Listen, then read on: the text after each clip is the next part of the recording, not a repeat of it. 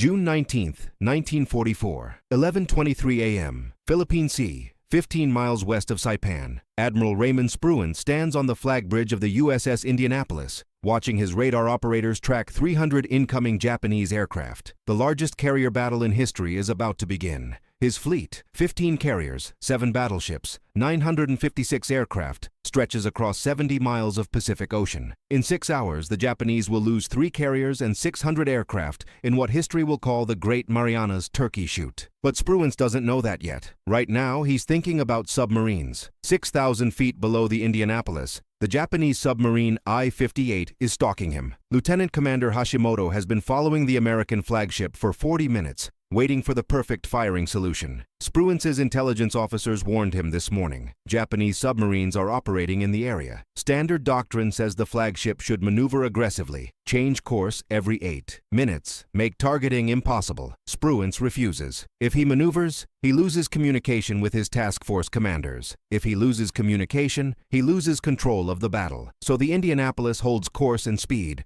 while a Japanese submarine lines up a shot that will put 6 torpedoes in the water, aimed directly at the admiral commanding the entire 5th Fleet. What happens in the next 90 seconds will determine not just Spruance's survival, but potentially the outcome of the Pacific War. Because Raymond Spruance isn't just another admiral. He's the man who won Midway. He's the architect of the island-hopping campaign. He's the quiet genius who rebuilt American naval doctrine from the ashes of Pearl Harbor. And he's about to demonstrate that there are 2 kinds of courage in war. The courage to attack, which everyone celebrates, and the courage to wait, which no one understands until it's too late. Raymond Ames Spruance was born July 3, 1886, in evasive, Baltimore, Maryland. Middle-class family. His father was a civil engineer. His mother came from Quaker roots. The Quakers, the religious society of Friends, pacifists who opposed all warfare on moral grounds. By the time Raymond turned 18, he'd be applying to the United States Naval Academy. The irony wasn't lost on anyone. Spruance grew up quiet, studious, methodical. He wasn't the kid starting fights or seeking attention. He was the one in the corner with a book, thinking 3 moves ahead. His teachers noticed something unusual. The boy could hold complex problems in his head, examining them from every angle before committing to a solution. That trait, that careful deliberation, would someday make him one of the greatest naval commanders in American history. But first, he had to survive the academy. June 1903. Spruance enters the Naval Academy at Annapolis. He's 16 years old. The academy in 1903 is brutal. Hazing is standard practice. Upperclassmen make plebes. Lives miserable. Forced exercise. Verbal abuse. Physical punishment disguised as tradition.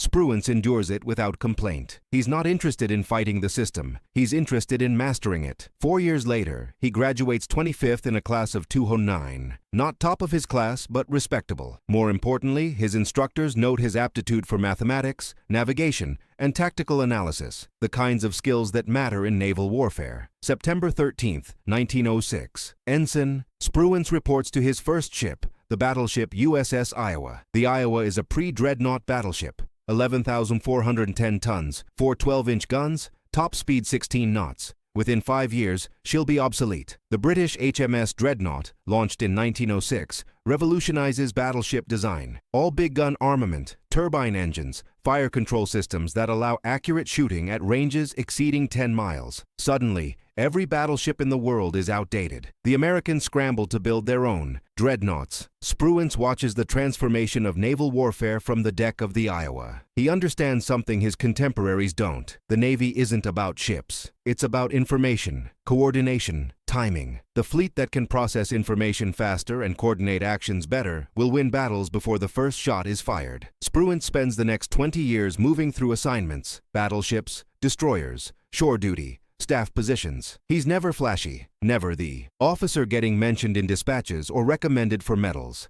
He just does his job with relentless competence. 1914 to 1918, World War I. Spruance spends the entire war stateside. He never hears a shot fired in anger. While other officers earn combat ribbons in the Atlantic convoy battles, Spruance is teaching electrical engineering at the Naval Academy. It seems like bad luck. Missing the war means missing promotions, missing glory, missing the fast track to high command. Except, Spruance isn't interested in glory. He's interested in understanding how modern naval warfare works, and World War I teaches him everything he needs to know. The war proves that surface fleets without air cover are death traps. Submarines can strangle an island nation by cutting supply lines. Destroyers are more valuable than battleships. Intelligence, code breaking, knowing where the enemy is before they know where you are. That's the real weapon. By 1918, Lieutenant Commander Spruance has assembled a complete understanding of naval warfare in his head. He just hasn't had a chance to prove it yet. That chance comes 24 years later, December 7th, 1941. Pearl Harbor. The Japanese strike at dawn. 353 aircraft from 6 carriers. 2 attack waves. 2,403 Americans killed. 1,178 wounded. 8 battleships hit. 4 sunk. The Pacific Fleet is crippled. America is in the war. Admiral Raymond Spruance, now 55 years old, is commanding a cruiser division. He's at sea. When Pearl Harbor is attacked, his ship's operating west of Hawaii on a routine patrol. He returns to find the harbor burning, oil fires spreading across the water, ships capsized, trapped men drowning in flooded compartments. The Arizona alone lost 1,177 men. Spruance walks through the devastation and reaches a conclusion that will define his approach to the war. The battleships are gone. The carriers are all that matter now. And carrier warfare is about information,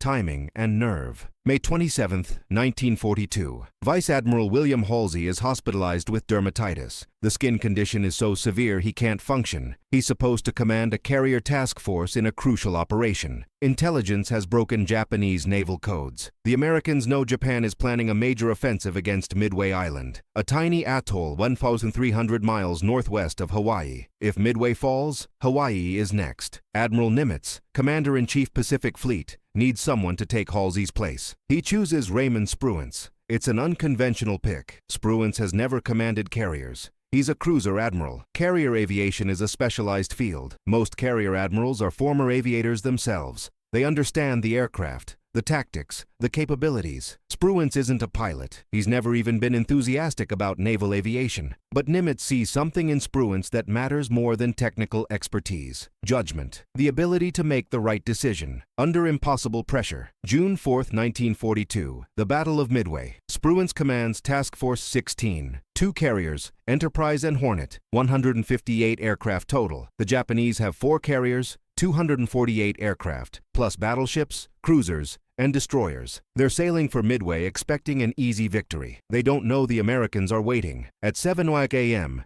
Spruance makes the decision that will change the war. His carriers are 200 miles northeast of the Japanese fleet. His aircraft have a maximum combat radius of 175 miles. Standard doctrine says wait until the range closes to 100 miles. Launching at maximum range means the aircraft will barely make it back. If the strike fails, the pilots will run out of fuel over open ocean. Spruance does the math in his head. The Japanese are launching their own strike against Midway. Their carriers are vulnerable. Aircraft on deck, fueling, arming. If he waits for perfect range, the Japanese will recover their aircraft and be ready. If he launches now, he catches them exposed. He orders the launch. Every available aircraft. Hold nothing in reserve. 116 aircraft take off from Enterprise and Hornet. They fly at maximum range, no safety margin, betting everything on one strike. The attack is chaos. American torpedo bombers find the Japanese fleet first. They attack without fighter cover, without dive bombers. The Japanese fighters slaughter them. 41 torpedo bombers launched. 5 return.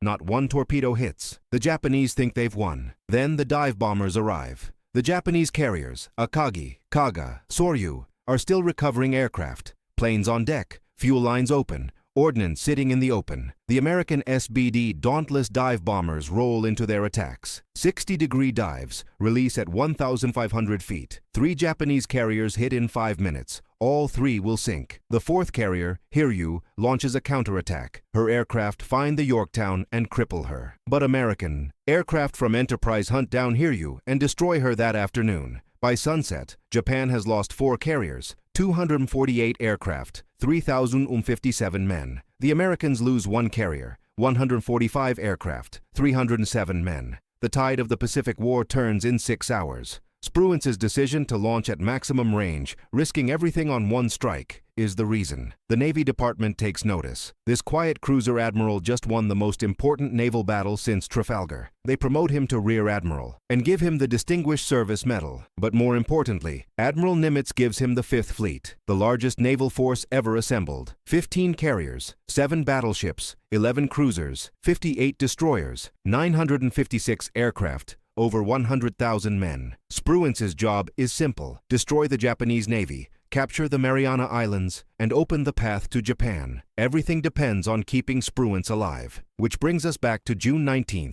1944, and the submarine I-58. The Indianapolis is a Portland-class heavy cruiser, commissioned 1932, length 610 feet, displacement 9,800 tons, 9 8-inch guns, top speed 32 knots. She's Admiral Spruance's flagship, which means she carries the entire command staff for the Fifth Fleet. If the Indianapolis sinks, the command structure collapses, the battle plan disintegrates, hundreds of ships lose coordination. Spruance's staff officers are begging him to maneuver. Japanese submarines have been detected in the area. The Indianapolis is maintaining a straight course at 15 knots. Any submarine commander can calculate an intercept. The admiral needs to zigzag, change speed, make targeting impossible. Spruance refuses. He's in the middle of directing 15 carrier task forces across 700 square miles of ocean. His radio operators are relaying orders to task force commanders. Launch the Combat Air Patrol, Vector fighters to intercept heading 270. Prepare second strike group. If the Indianapolis maneuvers, the radio, aerials shift, communication degrades. He loses seconds, maybe minutes, in the middle of a battle where seconds matter. So he stays on course. At 11:23 a.m.,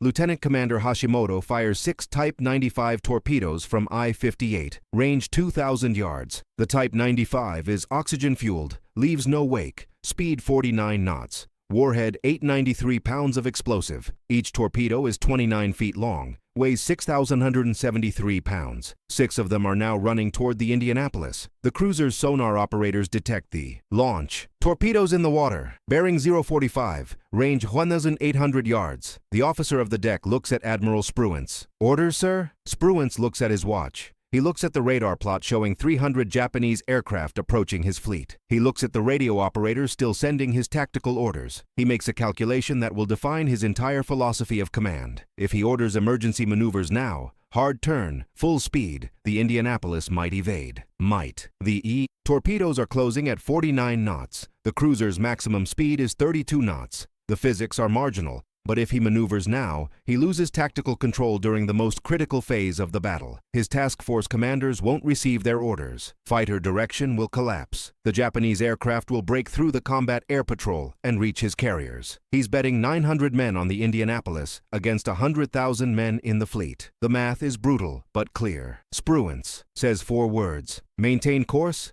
and speed. The bridge crew freezes. Did the admiral just refuse to evade? 6 torpedoes are running toward them. This isn't courage. This is suicide. Spruance keeps watching his radar plot. The Japanese strike package is 60 miles out. His fighters are vectoring to intercept. Timing is everything. If his fighter direction collapses now, if his carriers lose their defensive coordination, the Japanese will do to his fleet what he did to them at Midway. 60 miles, 50 miles, 40 miles. The sonar operator calls updates. Torpedoes bearing 045, range 200 yards. Time to impact, 90 seconds. Spruance doesn't look up. Continue transmitting orders. The radio operators keep working. Their hands are shaking. The sonar operator's voice rises. Range 800 yards. Time to impact, 60 seconds. Still, Spruance doesn't move. On the flag bridge, officers are gripping their stations. Some are putting on life jackets. The Indianapolis has no armor belt below the waterline. 1 torpedo hit will flood the engine rooms.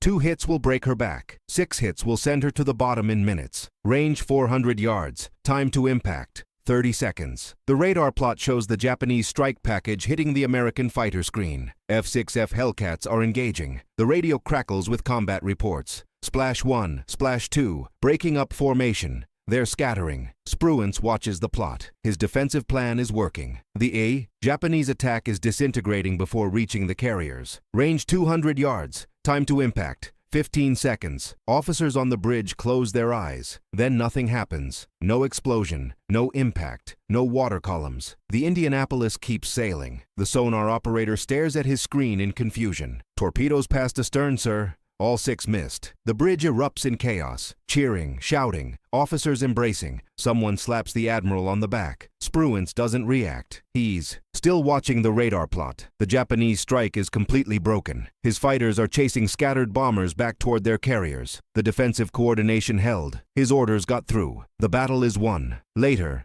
analysis shows what happened. Lieutenant Commander Hashimoto calculated his firing solution based on standard American doctrine. He expected the Indianapolis to maneuver. He led his torpedoes, firing at where the cruiser should be after executing an emergency turn. But the Indianapolis never turned. The torpedoes passed 300 yards behind the cruiser. They were perfectly aimed at a ship that wasn't there. Hashimoto will spend the rest of his life wondering how he missed. The answer is simple. Raymond Spruance bet his life that his enemy would think like a normal person. Normal people evade torpedoes. Normal people value their own survival over mission objectives. Normal people maneuver. Spruance isn't normal. He's something else entirely. The Battle of the Philippine Sea ends at sunset. Japan loses 3 carriers: Taiho, Shokaku, Hiyo. 476 aircraft destroyed. 445 aviators killed. The Japanese carrier force is effectively destroyed. They'll never again launch a major carrier operation. American losses: 29 aircraft, 76 personnel. The victory is so one-sided that American pilots start calling it the Great Marianas Turkey Shoot. Shooting down Japanese aircraft is like hunting turkeys.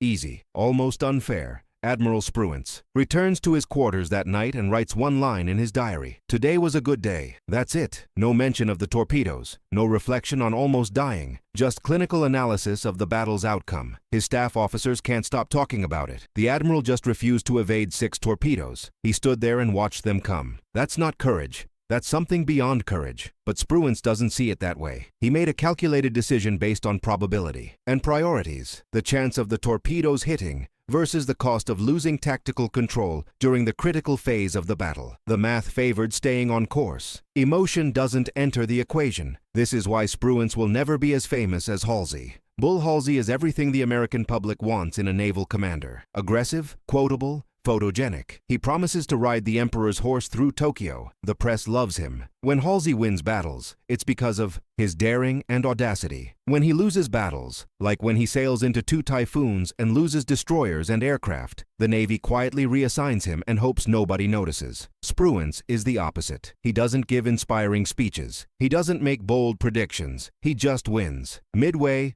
the Philippine Sea, Iwo Jima, Okinawa, 4 of the most important naval battles in American history. Spruance commands the fleet for all of them. 0 defeats, 0 major losses. The Japanese learn to fear the quiet admiral. They call him the intelligent one. When Spruance's 5th Fleet is operating, the Japanese Navy stays in port. They know attacking him is suicide. He doesn't make mistakes. He doesn't take unnecessary risks. He just methodically destroys everything in his path. February 19th, 1945, Iwo Jima. Spruance commands the amphibious assault. The island is 8 square miles of volcanic rock. 21,000 Japanese defenders dug into tunnels and caves. The Marines will fight for 36 days. 6,121 Marines will die. 19,217 wounded. Nearly every Japanese defender fights to the death. Spruance's job is to protect the invasion force. Japanese aircraft from the home islands are attacking the fleet. Kamikaze strikes. Suicide pilots diving loaded aircraft into American ships. The carrier Saratoga is hit by 5 kamikazes in 3 minutes. 123 killed.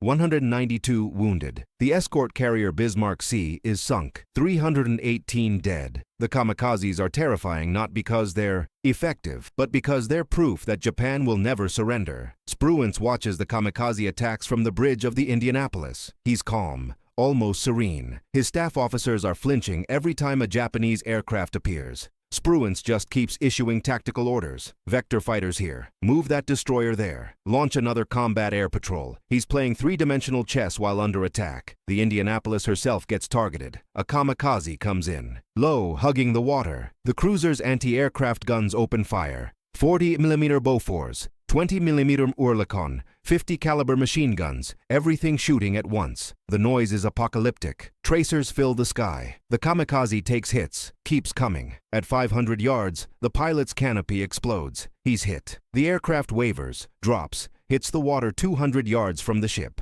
The explosion sends a water column 100 feet high. Spruance doesn't flinch. He's watching the radar plot. 3 more kamikazes. Inbound. His mind is already calculating intercept vectors. This is what his staff officers don't understand. Spruance isn't brave in the traditional sense. He's not fearless. He's just completely detached from his own survival. When you're responsible for 100,000 men and the outcome of the Pacific War, your personal safety becomes irrelevant. The mission is all that matters. March 1945. The Indianapolis returns to San Francisco for repairs and refitting. Spruance gets leave. First time in 3 years. He goes home to his wife, Margaret. They've been married since 1914. She spent the entire war reading about his battles in newspapers, knowing he's in constant danger, unable to do anything except wait. He walks in the door and she asks the question every military wife asks. How was it? Spruance shrugs. Fine. That's all he says. Margaret knows her husband. She doesn't push. Raymond Spruance is incapable of discussing his own experiences. He's not being secretive or heroic. He genuinely doesn't think his personal story matters. The battles matter. The outcomes matter. Whether he lived or died is just a detail. They spend 2 weeks together. Quiet walks, reading, normal life. Spruance never mentions the torpedoes, the kamikazes, the nights watching men die on burning carriers. He just exists in the moment, storing energy for what comes next. Because the war isn't over. Japan still has an army, still has a navy. What's left of it still has millions of soldiers willing to die rather than surrender. The invasion of Japan is being planned. Operation Downfall, 2-phase assault. Kyushu in November 1945. Honshu in March 1946. Estimated casualties, 1 million Americans, 10 million Japanese. Spruance will command the naval component. His 5th Fleet will cover the invasion beaches, while the kamikazes try to sink every ship in the Pacific. He returns to duty in May 1945. Reports to Guam for operational planning. The Indianapolis is ready. Fresh paint, repaired systems, new radar. She'll serve as flagship for one more operation. Except there's a problem. The Indianapolis has been assigned a secret mission. She's carrying components for something called the Manhattan Project. Uranium-235 and bomb components for a weapon that supposedly will end the war without invasion. Spruance doesn't know the details. He just knows the Indianapolis will deliver the cargo to Tinian Island, then rejoin the fleet. July 16th, 1945. The Indianapolis departs San Francisco. In her cargo hold,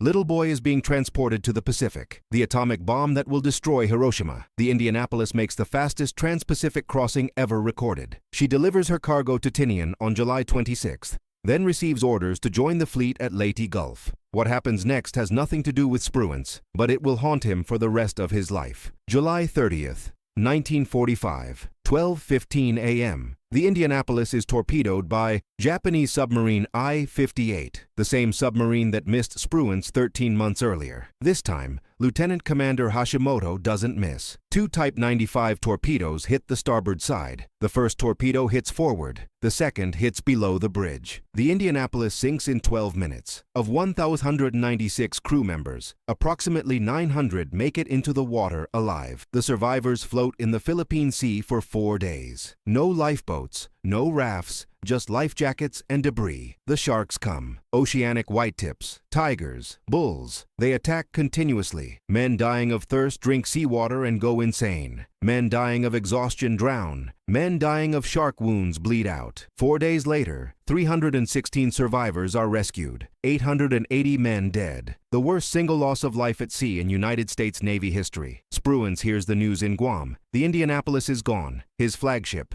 the ship he lived on for 2 years. The crew that served him through Midway, the Philippine Sea, Iwo Jima. 880 men. Dead because a supply ship reported the Indianapolis's last position incorrectly, and nobody noticed she didn't arrive on schedule. The Navy convenes a court-martial. They need someone to blame. They choose Captain Charles McVay III, commanding officer of the Indianapolis. The charges are failure to zigzag in dangerous waters and hazarding his ship. It's insane. The Indianapolis was traveling through waters designated as safe. No submarine threat reported, and zigzagging wouldn't have mattered. Hashimoto later testified that even if the Indianapolis had been zigzagging, he would have still gotten a firing solution. But the Navy needs a scapegoat. McVay is convicted, the only U.S. Navy officer court-martialed for losing a ship during World War II. Spruance testifies at the trial. He defends McVay. points out that he himself refused to zigzag under known submarine threat, and nobody court-martialed him. The court ignores him. McVeigh is ruined, his career over, his reputation destroyed. The survivors of the Indianapolis spend the next 50 years fighting to clear his name. In 1968, Charles McVeigh puts a Navy-issue .38 caliber revolver in his mouth and pulls the trigger. Spruance carries the guilt until his death. He recommended the Indianapolis for that final mission. He placed his crew in harm's way. The fact that he wasn't aboard when she sank is just luck. 880 men died, and Raymond Spruance believes it's partially his fault. August 15,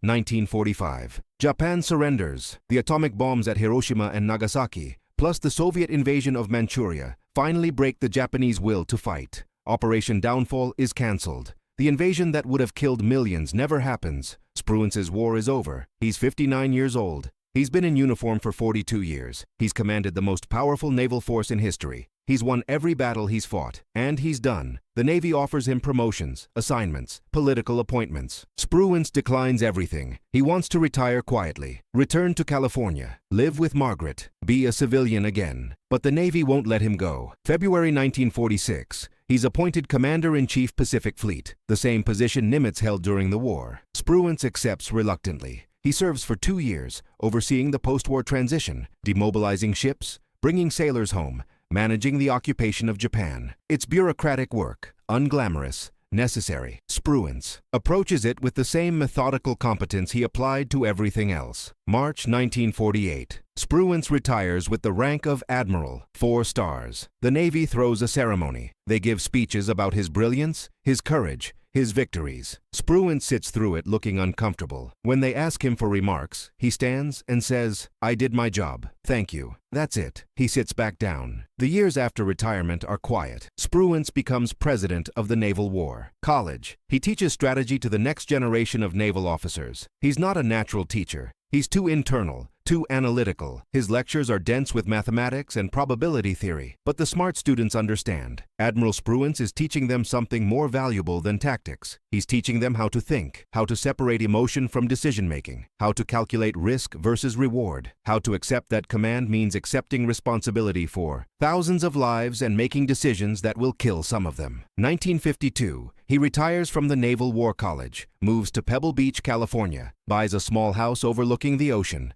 spends his days walking the beach with Margaret, reading military history, playing bridge. He doesn't write memoirs, doesn't do lectures, doesn't seek publicity. The press occasionally calls asking for interviews about Midway or the Philippine Sea. He declines. There are better sources, he says. Talk to the pilots. They did the work. In 1955, the Navy names a destroyer after him, USS Spruance, DD 963. It's still in service, still carrying his name into combat zones around the world. Spruance attends the commissioning ceremony. Someone asks him how it feels to have a warship named after you. He shrugs. "It's an honor I don't deserve." The reporter asks, "Who does deserve it?" "The men who died." Spruance says, "They should name ships after them." December 13, 1969. Pebble Beach, California. Admiral Raymond Spruance dies of arteriosclerosis. He's 83 years old. Margaret, his wife of 55 years, is holding his hand. His last words are, "Take care of the garden." They bury him at Golden Gate National Cemetery in San Bruno, California.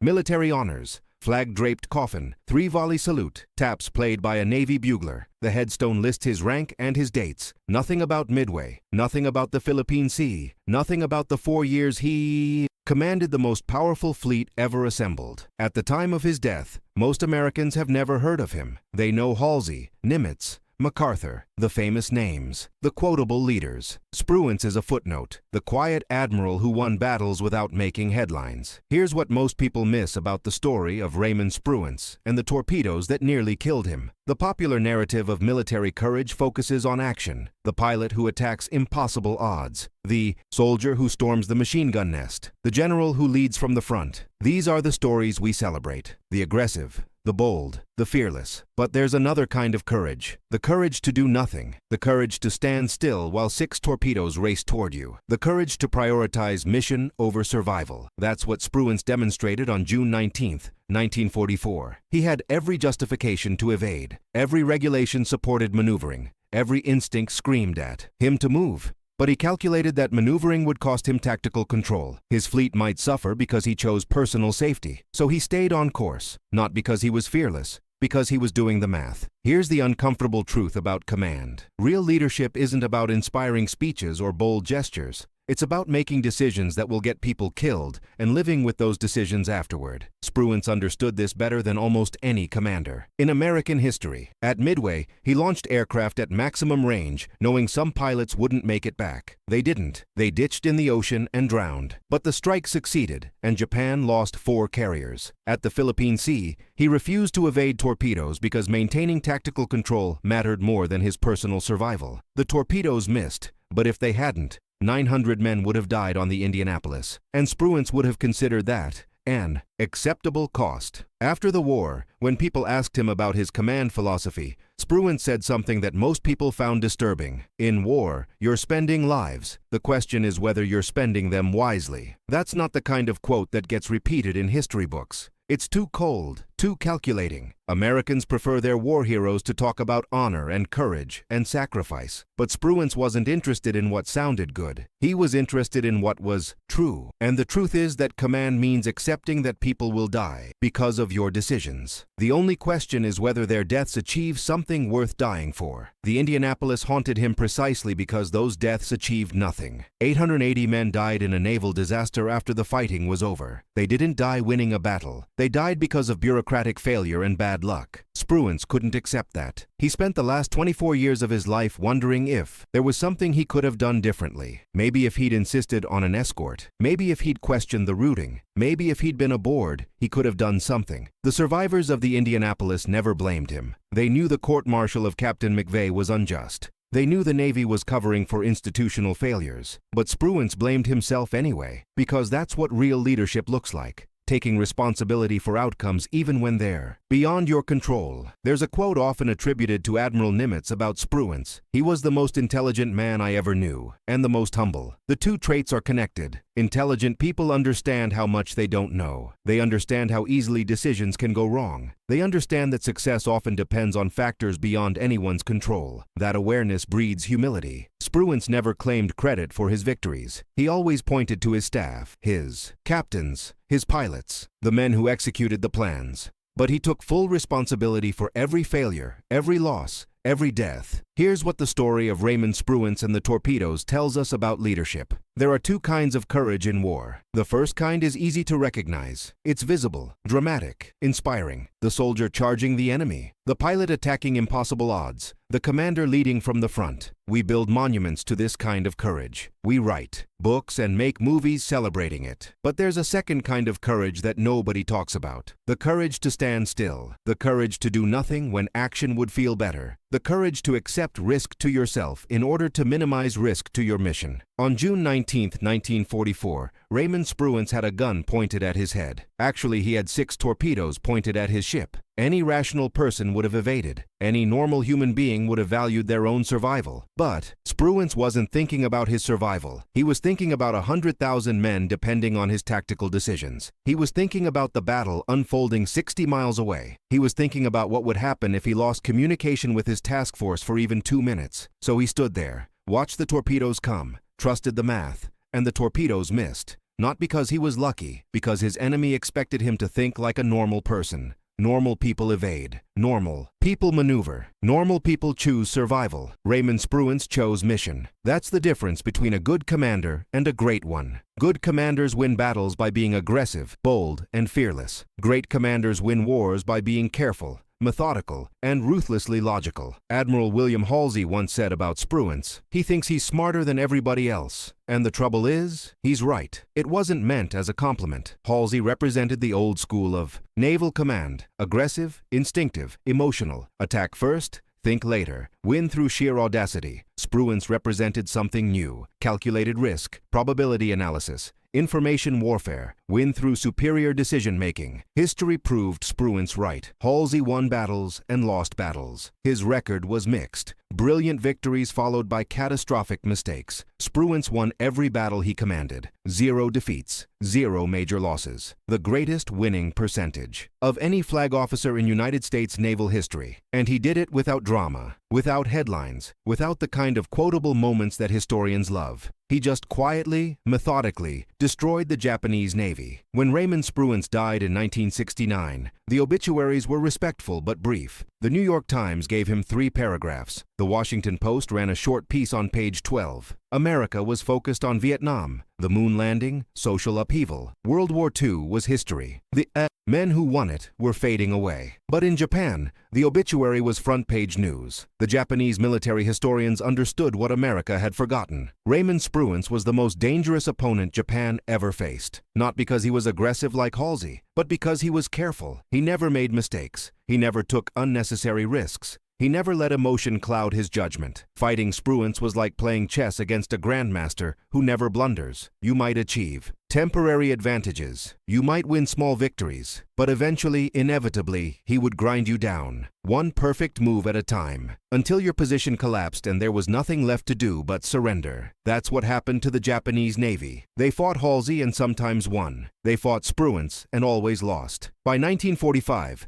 Japanese naval doctrine included a standing order. If Spruance's Fifth Fleet is operating, avoid contact. Don't engage. Don't attack, just survive. Because fighting Raymond Spruance meant dying for nothing. He would outthink you, outmaneuver you, outcalculate you, and when the battle was over, your carriers would be on the bottom and his fleet would sail away untouched. The final irony of Spruance's career is that his greatest moment of courage, refusing to evade those 6 torpedoes, is barely mentioned in most histories. The books focus on Midway, the tactical genius of launching at maximum range. They focus on the Philippine Sea, the defensive coordination that destroyed 600 Japanese aircraft. They mention the torpedoes, if at all, as a footnote. Enemy submarine attack, near miss, no casualties. But that moment on the flag bridge of the Indianapolis, watching 6 torpedoes close while refusing to maneuver, that was the defining moment of Raymond Spruance's command philosophy. Personal survival is irrelevant. Mission success is everything. And if the mission requires standing still while death approaches, then you stand still. Not because you're brave, because you're doing the math. Years later, one of Spruance's staff officers published a memoir. He described that moment on the bridge. We thought the Admiral was going to kill us all. We thought he'd lost his mind. 6 torpedoes, and he wouldn't turn the ship. But afterward, when the battle was over and we'd won, I understood. If we'd turned, even for 30 seconds, we would have lost tactical control. The Japanese would have broken through. Our carriers would have been hit. Hundreds, maybe thousands would have died. So the Admiral bet 900 men on the Indianapolis against the entire fleet. The math was clear. We just didn't want to be the 900. That's leadership.